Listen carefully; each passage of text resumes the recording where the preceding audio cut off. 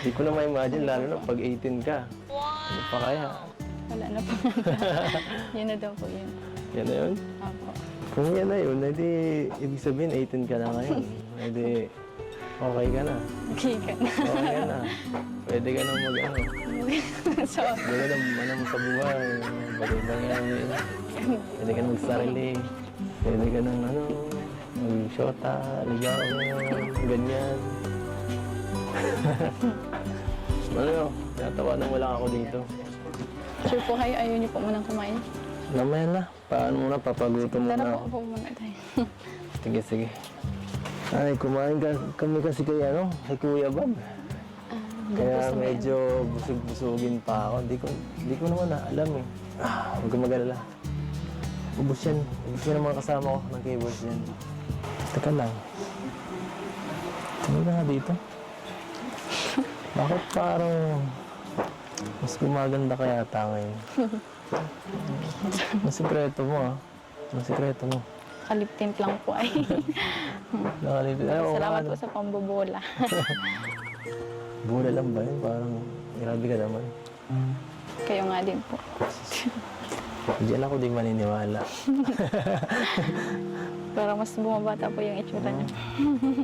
Bumabata ako dahil siyempre bata ka eh. Kailangan ko mag-improve. Kailangan ko sumabay. Ay, pero bagay sa'yo. Natututo ka na. Nagdadalaga ka na. Ang hihira ka talaga. Ang bilis mo talaga. Ang bilis mo. Okay yan. So, excited ka na ba sa birthday mo? Huwag kang mag-alala, sasamahan naman kita doon eh. Kung kinakabahan ka, doon naman ako katabi mo. Aalalayan kita. Saka surpresa ako sa'yo.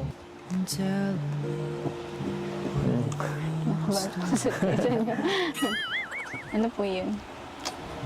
Secret muna. Secret. Abangan mo lang sa birthday mo. Baka di mo kayanin yun. Baka sobrang tuwa mo. Mapa-oo ka. Joke lang.